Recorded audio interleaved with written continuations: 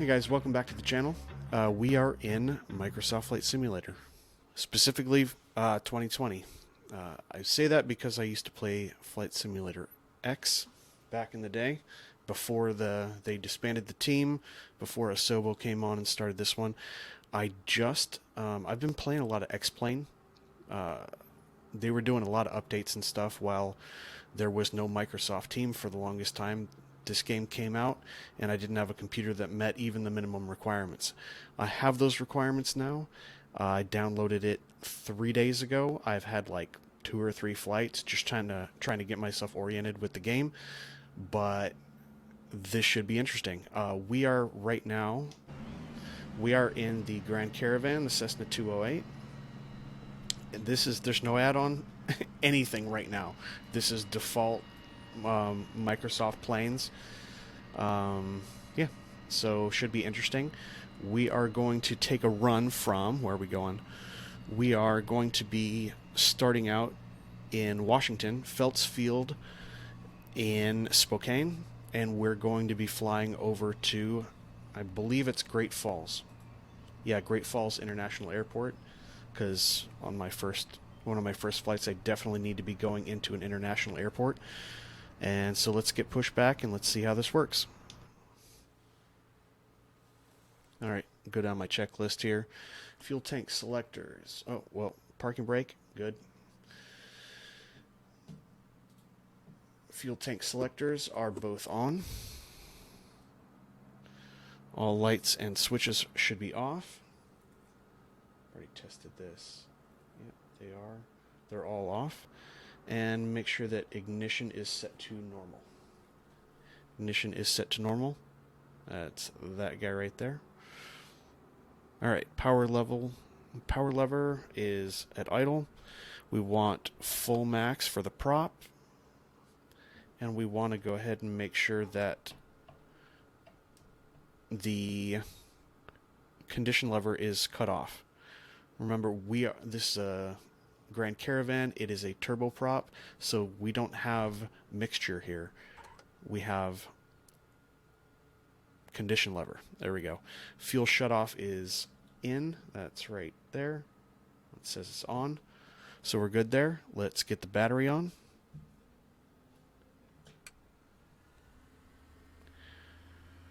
And this is normally where you would want to check the voltage. I wonder if we can get that by kicking on our first avionics. We're going to need that to start up since we've got a glass panel here.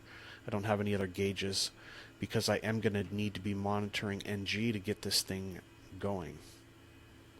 Okay, I don't think I have a gauge.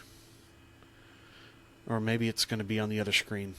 Anyway, we're supposed to be around 26 volts. Fire detector annunciator panel is normally what would be somewhere up here. I don't think that is modeled. If I'm just not seeing it, I'm sure you guys are going to be typing like crazy down there. So avionics 1 is on. Let's get her started. We'll go to make sure the fuel boost switch is in the on position. We're going to leave the ignition here in normal, and we'll start the starter. I believe that's going, and we're looking for NG. We're looking for an NG here. We're looking for at least 12. Once we get 12, that's good. Then we'll add in our condition lever. Will go to low idle. And I think what we're looking for now, we want to definitely check fuel flow, oil pressure, NG, and ITT.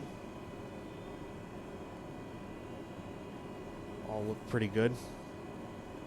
Oil pressure's coming up, good fuel flow. And at 52, there's 52. So 52% NG, fuel booster switch goes to normal. Start switch comes off. And then we can turn on avionics 2. Let that warm up for a bit. And I'll get right back to you when we're ready to taxi.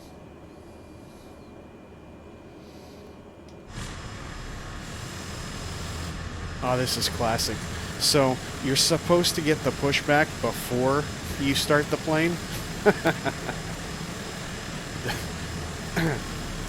Okay, apart from the fact that this isn't really going to happen, even if this did happen, I mean, there's no way that this would be secure or safe or anything. Belts ground Cessna Alpha Sierra X-ray Golf Sierra requesting the end of pushback. This guy is not Cessna Alpha Sierra X-ray having a Golf good day. Sierra request to end pushback received.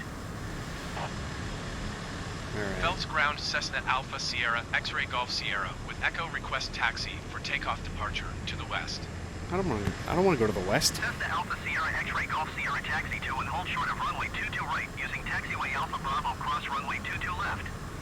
Contact tower on 132.5 when ready. I'm not going at 22. Taking off. Taxiing hold short runway 22 right using taxiway Alpha Bravo cross runway 22 right. left Cessna X-ray Golf Sierra. It's the longest. All right. Well, if I am going to take a 22, then yeah, I'm gonna have to turn around once I'm up in the air. What is runway 22 right? Runway 22 right is right traffic. So we'll be making right traffic. That should be pretty cool. All right. So we have the parking brake is off. What we should have done is turn the beacon on. We should have turned the landing or the nav light on. And what we are going to do now is go ahead and turn on our taxi light. We should be good to go. So let's get her going.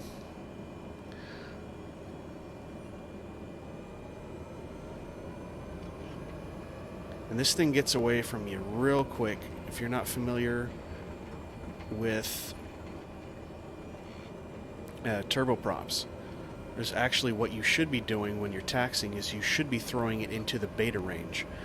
Now I have the Honeycomb Bravo. There's no way to really make use of the beta range here, even though the Honeycomb Bravo does have the detent. Let me pop up here a little bit. Yeah. It does have a physical detent on it, like right here.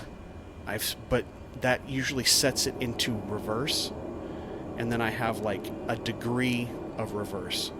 So I try to keep it down as low as possible. Sometimes that simulates the beta range. Other times, like now, well, that didn't work. So lower it again, and then I'm back to using the throttle.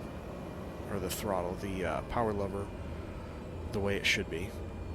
I really wish that there would be some sort of way to configure the Honeycomb Bravo quadrant so that I think we need to go out here so that it could utilize the beta range. I mean, you have the detent on the thing, but I don't know if there's just not an easy way to do it in Microsoft Flight Simulator, or because I've only had this game for 3 days, I just don't know.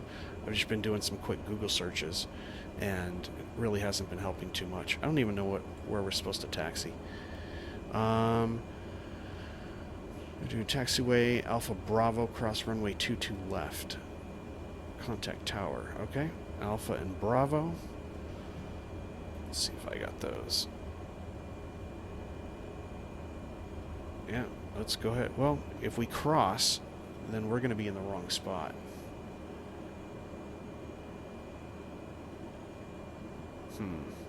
Hold short. It wants me to cross 22 left, but later. So, we're supposed to be just cruising on Bravo right now. Well, I guess this is Bravo. Yeah, we're good. I'm confused. Not only is this the first recording with Flight Simulator that I've only had for 3 days, I also decided it would be really cool to fly from somewhere I've never been, even in the game, to somewhere I've also never been in the game. Kind of an ultimate challenge. Yeah, this should be interesting. So it's really good to be back in Flight Simulator again. The graphics are amazing. I love what they've done. Let's get this out of here. Maybe. I love what they've done with the user interface. I'm still getting used to it. I'm definitely familiar with FSX, and I'm familiar with X-Plane. I guess the even the new X-Plane 12 that came out, which I don't have, I'm planning to get, is the UI is pretty similar. It's if not identical to X-Plane 11, so I'd be familiar with that. This is a whole different beast, though.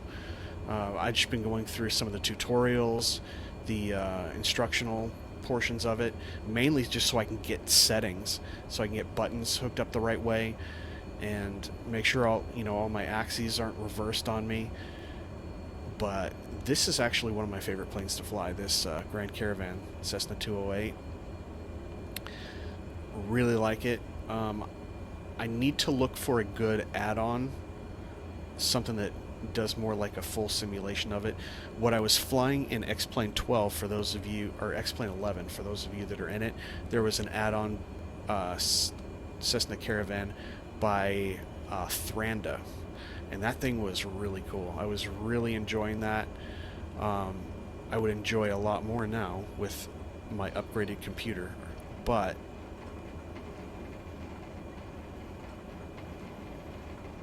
I guess I was already supposed to cross 2-2 left. Oh no. Or was that 2-2? Oh yeah, I'm crossing it. We're good. We're supposed to get some instructions now. Phelps Tower Cessna Alpha Sierra X-Ray Golf Sierra at runway 22 right, ready for departure to the west. We got flaps. Cessna Alpha First Sierra setting. X-Ray Golf Sierra altimeter 29er.9er 21 calm west departure approved. Cleared for 299 or 2. takeoff runway 22 right. Gotcha. Cleared for takeoff runway 22 right, Cessna X-Ray Golf Sierra. And I know a lot of people don't play with the ATC. I was really just doing it for the purposes of getting my bearings on the airport, so see where they were going to take me. I've got some charts open here on this other screen, trying to follow along.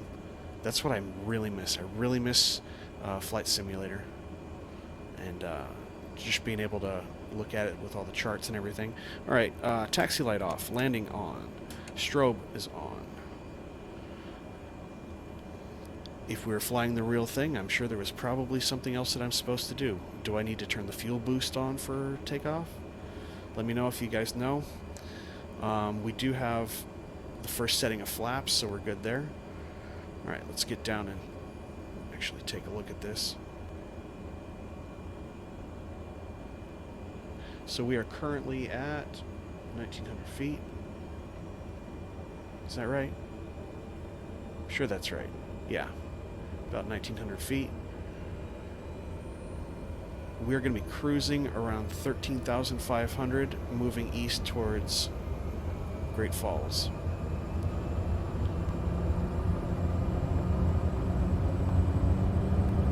That's pretty good. I think this thing rotates at about 90. Obviously depends on the weight, more or less though. We should be able to take off now. Yeah, and it just popped right up. So we do have right traffic here, which is going to come in pretty handy. Oh, I didn't even set up all the radios. I'm such an idiot. All right, well, let's get my heading synced up. Cessna X-Ray Golf Sierra continue for west departure. Thank you. All right. Phelps Tower Cessna Alpha Sierra X-Ray Golf Sierra continue for west departure. So that should be working. That'll at least give me a heading. Is that correct? Yes. Altitude, I'm going to be climbing up. Nope. Vertical speed. Let's go 1,000 feet, and we'll go up to 13,500. It's really cool being able to do this on the Honeycomb Bravo. Wow, really cranking her up there. 13,000, is that? 13,500. Okay, that'll give me a chance to actually program this stuff. So 115.5. is what we need.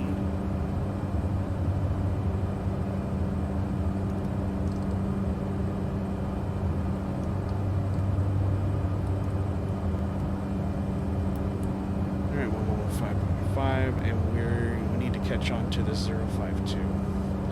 Let's go course.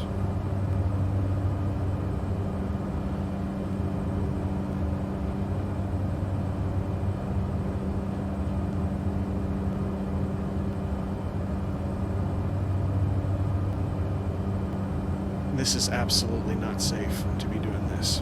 Alright. Cessna X-Ray Golf Sierra, leaving my airspace frequency change approved. Let's make a right-hand turn. Get our Belts flaps Tower up. Cessna We should have done that a Alpha long Sierra time ago. X-Ray Golf Sierra frequency change.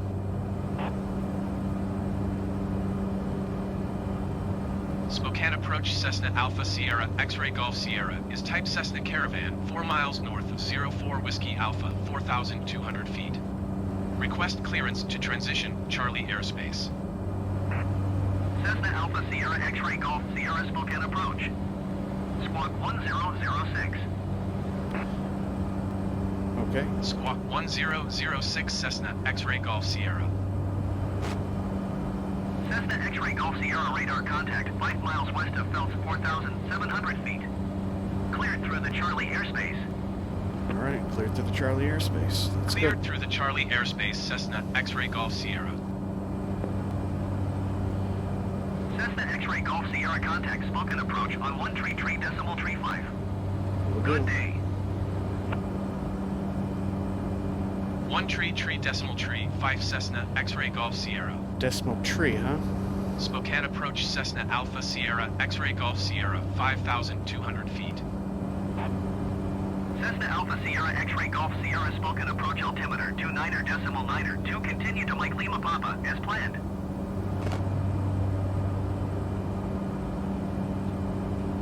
Alright, we gotta get over to the right so we can get back on this.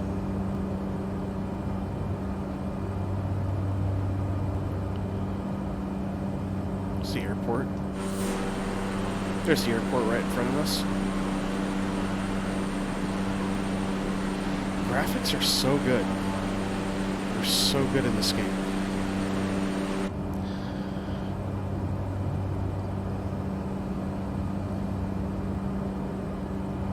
Really, yeah, this should take us just a little bit south of the airport. Then we're heading on a 052 out of the Spokane VOR. Golf Echo Golf. It's the identifier on that. So once we get pretty close and lined up, I'll switch over to the nav.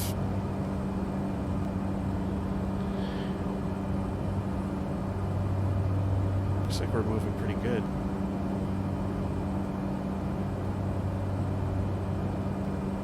Now, it says, when I was trying to do the planning, I don't know how to... There's another waypoint that I wanted to enter. It actually found and dropped it on the map, but it didn't allow me to add that to the plan. So it actually has me going direct to, what is it?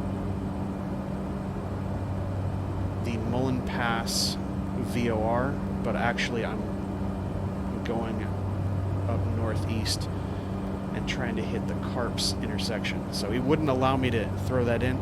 That's why when I'm going to make a left-hand turn in just a second, there's gonna be a discrepancy with what I'm doing here.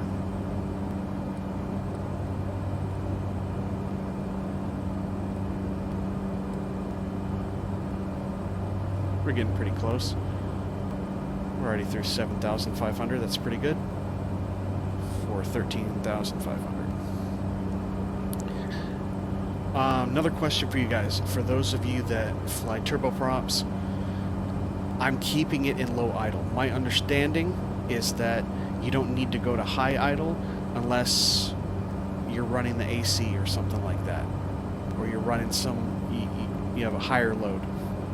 Let me know if that's true. But even when I was flying the King Air 350, which is a dual turboprop, I don't believe... In fact, the only time that I used high idle was when I used one engine to start the other one. And then as soon as the second engine was started, I pulled the first one back to low idle and I flew it the whole time. But maybe I'm wrong. To my understanding, though, most of the time you just fly it in low idle, I think.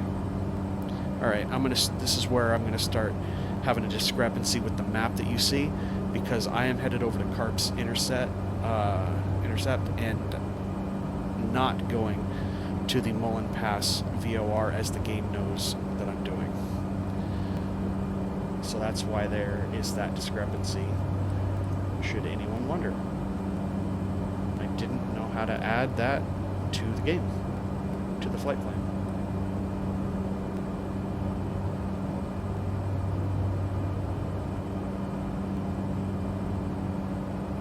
See, it's already picking up on that now. That's pretty good.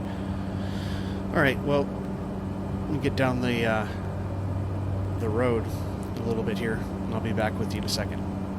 Okay, we are just about at the Carp's intersection, and we are going to be turning right. I'm going to engage the nav right now. We should be turning right to head over to Mullen Pass VOR in about, we'll probably do that, be there in about 48 miles if this is correct. Yeah, 48 nautical miles. I just figured out how to enable this little portion right here that tells you how far you are from the DME, how far you are to the VOR that you're programming. I couldn't find that anywhere. I really haven't spent a whole lot of time flying with the G1000 or any of these screens. I like the steam gauges myself, because that isn't any kind of issue. And then you usually have a stack like this. Right here I only have the ADF, but I'm used to having multiple stacks where I can go ahead and tune the nav radio, and then it'll tell me exactly how far out I am. Good day. And yes, I still have the ATC on. 1 Cessna X-ray Golf Sierra. Let's get out and take a look at her. Spokane approach Cessna Alpha Sierra X-ray Golf Sierra 13,500 feet. Cessna Alpha Sierra X-ray Golf Sierra Spokane approach altimeter 29.9 continue to Mike Lima Papa as planned. Cessna X-ray Golf Sierra contact Seattle Center on 123.9 Good day. 123.9 Cessna X-ray Golf Sierra.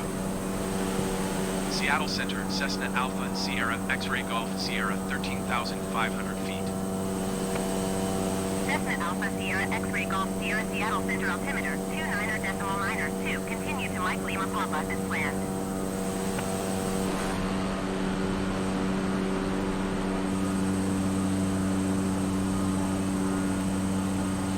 These graphics are so good.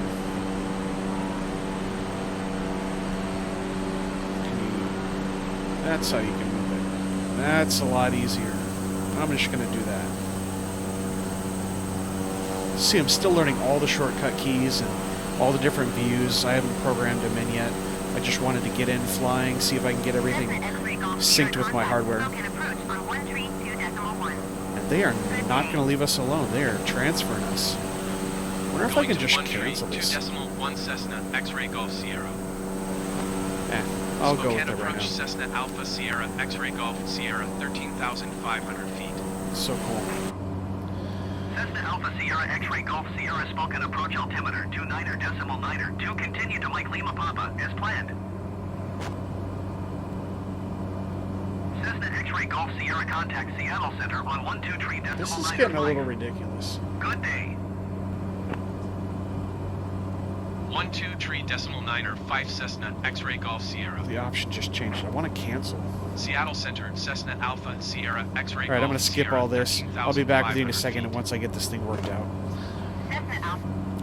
Okay, well, it turns out there is a setting under the assistance settings, under piloting, and by default, the AI was just taking over all the communications, and it was getting a little ridiculous, so I turned that off. But then ATC, as would normally do when you're up in a plane, they still want to contact you and send you off to the next one, so I just tuned to a radio station that they can't find me on. They can't find me. They can always find you. So I don't really want to spend the whole time flying with ATC right now. I've got everything that I've got going on here with the maps and everything. I just need to navigate there. So I'm going to do it. There really isn't a great ATC system. There was a good one that I was using. I think you can use it with Microsoft Flight Simulator as well, but I was flying it with X-Plane, and it allowed you to do the speech part. And sometimes it was a little crazy because you had to get the command absolutely perfect and do a lot of practice so they understood what you were saying, got used to your voice. And that was fun for a little bit, but I think the biggest problem why I stopped using that was the commands didn't seem realistic. Like, I figured out what the commands, what they wanted to hear, in the exact order that they needed it, but certain terms I don't think are real terms, or it's not really what you would say. And so I was just, if I was doing that and trying to make it realistic, what I'd want to be able to do is say the exact command that people normally say, or some of the commands that they, you can watch lots of YouTube videos. You can find out what the common phrases are, and they have tutorials all the way through, or at least they did in Microsoft Flight Simulator X back in the day. So they told you what to say and how, they gave you additional reading that you could do. And I learned it that way. That's what people do. I watch YouTube videos and I see people making these commands. And then this other third party, I can't remember the name, but this other third party, voice ATC program, it was giving me commands, and it would only recognize them if I said what was essentially the wrong thing. I don't know. Maybe human ATC would be able to understand it, but it just kind of killed a lot of the realism if I just have to learn their proprietary terms, even though I'd already learned them. Anyway, so we're just going to fly without ATC today. Let me know if you guys have tried any good ATC programs that you like, whether they're voice activated or whether they're, run by pressing buttons like this system is. Are there any good ones? What's the best for realism? I would like to know. If you have any idea, write it down in the comments. Got to stay powered. Long flight. So we are currently 23 miles outside of Mullen Pass VOR. So we're on a heading of 096, and actually 098 according to this. And we're going to be making a left-hand turn, and after that we'll only have 300,000 miles to go. It's actually not that far. I think it's just another, really just another 100 and so miles, but I forget how long it takes when you're only going 124 knots. Usually, it's crazy. If you followed my channel up until now, I've been doing a lot of American Truck Simulator, and you can, with that compression in the game, you can get through that. You can get from LA to Sacramento in like 6 minutes. And I do like the 1-to-1 here, but I'm not used to it. I'm just not used to the longer flights, or I'm used to, I think they said this flight was going to be 245 miles. Thinking, oh yeah, no big deal. And I used to fly a lot of 737s in this game, or in FSX and in X-Plane as well. And that's a 45-minute flight, hour, maybe hour 15 if you're doing everything by the book to pre-plan it and get all your fuel and everything. Speaking of which, do I have enough fuel? Yeah, but you're going like 400 knots. I'm not doing that. I'm going like a quarter of it. So, whoops. So I'm going to be sitting here for a while. Obviously, I'm not going to be showing this for all of you, but just haven't flown in a while, and now I'm very impatient after that compression in American Truck Simulator. So, anyway, not much to do. Autopilot's going. If you like what's going on here, give me a thumbs up, subscribe, hit the notification bell. Let me know how I'm doing. Let me know if you have any recommendations for videos. Only got about 6 or 7 out right now. American Truck Sim. This is my first one for Microsoft Flight Simulator. And let me know what you want to see. I'm going to be definitely looking at add-ons here. One step at a time. Bought the game. I bought the highest one. It was like $120, so I can get all of the planes and all of the custom airports and all that. So I'm going to be looking at a couple aircraft, add-on aircraft to get. Definitely looking at the Kodiak. Let me know what you guys think of that. And I absolutely have to get one version of the 737 by PMDG. I loved PMDG, and I was very sad that when I migrated over to X-Plane, once Microsoft Flight Simulator X was toast, and it wasn't getting any newer, PMDG decided not to design any aircraft for X-Plane. So that was kind of crazy. So I had to go through and get some other mods. And if you haven't taken a look at the PMDG aircraft, they're amazing. They're very expensive, but they're all pretty much study level. All the systems, the failures, all the buttons, knobs work. You don't have a situation like, and I'm not saying I expect this out of Microsoft Flight Simulator, but you come down here and you try to click on one of these things. Oh yeah, what was I trying to? Yeah, I was trying to turn these or something, the vent fans, and it's inoperative. And what else was I trying to do? I was trying to do something the other day. Oh yeah, oxygen, inoperative. So just all the buttons are there. They're all labeled and everything, and it's nice. Let's see.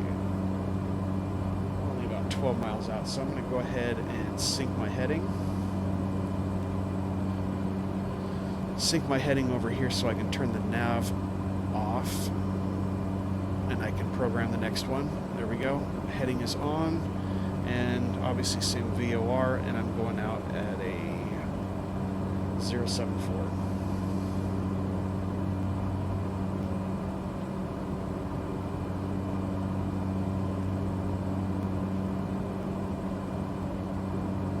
Alright, 074 is coming up. As soon as that comes up, I'll hit nav, and then we'll move along.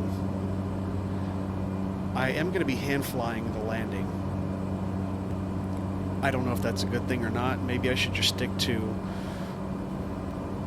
doing, just watching all the charts, making sure I'm in the right spot, especially without ATC assistance. Not that that's really much assistance in this game. Seems more of a, I've only done it 3 days, and it seems more of a pain than anything else. Not giving out some realistic commands, just always, talking to you every 20 seconds, and I know that's not the case. Yeah, when you're going through busy areas and you're transitioning, you need permission through the Charlie or the Bravo airspace. It's different, but it's not what I was doing. I was just getting handed over, it seemed like, every 10 feet. And it's kind of obnoxious. That's why I need to find a good add-on ATC program. Let me know in the comments if you know any. Alright, well, we're going to be making a left-hand turn another 7 miles. I don't have anything else to say right now. So we're going to just go ahead and fast forward, or I'll get back to you. Alright. Okay, looks like we're about... Looks like we're probably only about 50 miles out from the Great... Yeah. So it looks like we're only about 50 miles out from the Great Falls VOR right now.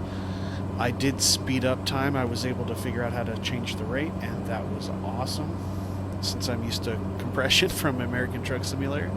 But, yeah, I got that configured. We're back to normal speed. I think we're back to normal speed.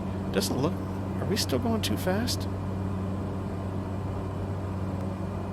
I can't tell.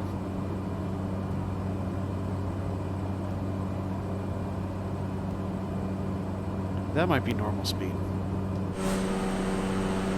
Wish there was some sort of indicator. Or is there an indicator that I'm not seeing? Alright, so we are going in for the landing. I think I'm going to disconnect here. So we are supposed to be landing on runway 21. And I'm guessing it's that right out there. So let's go ahead and disconnect. Turn these off. Turn off the flight director. It's all me now. Let's see how we do. Let's get some flaps. Whoa, whoa, whoa! That is crazy. I think I'm a little high.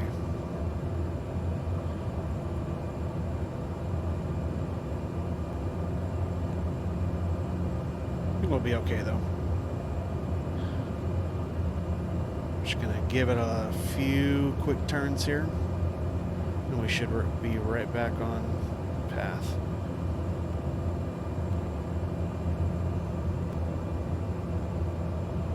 I think that's gonna be fine. Push in a little bit, go full flaps here.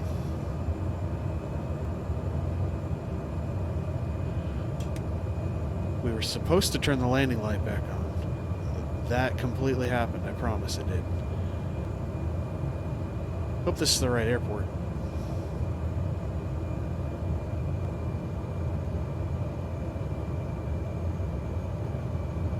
We're going pretty slow. We should be stalling, shouldn't we? There's 2-1.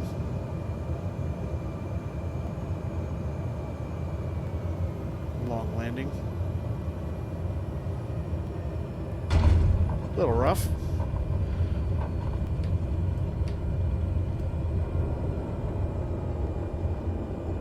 Cessna X-ray Golf Sierra, exit runway when able. Will do. There we go. Cessna X-ray Golf Sierra, contact ground on 121.7. Will do. Going to 121.7 Cessna X-ray Golf Sierra. Taxi light on. Landing light and strobes off.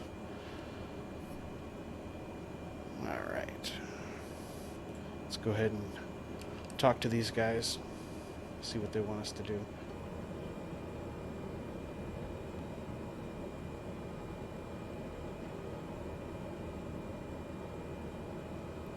Maybe we'll just call that good. Pull the parking brake. Okay, parking brake is good. Taxi lights off. We still have our nav. We can go ahead and turn off our avionics. I think prop goes first. Prop to 0. And then... that must have been it. Wow, that took a long time. Continue. I'm not done shutting down. Kind of sucks. That prop should be coming to a stop. It's pretty good. So, let's go. Nav light off. Beacon light off. I guess we can shut these down. Put them back to where they were. Alright, fuel boost switch is off. And I think the last one is just battery. And that's all she wrote. That was my first recorded flight in Microsoft Flight Simulator 2020. And you were here with me. And we didn't screw it up that bad. I got to get a little bit better, more familiar with the game, more familiar with the plane. I really need a solution to be able to taxi this thing properly using the beta range. Does anyone out there know how I can program the beta range for these turboprops with the Honeycomb Bravo quadrant? Please let me know. But that's about it. I will see you guys on the next video. Take care.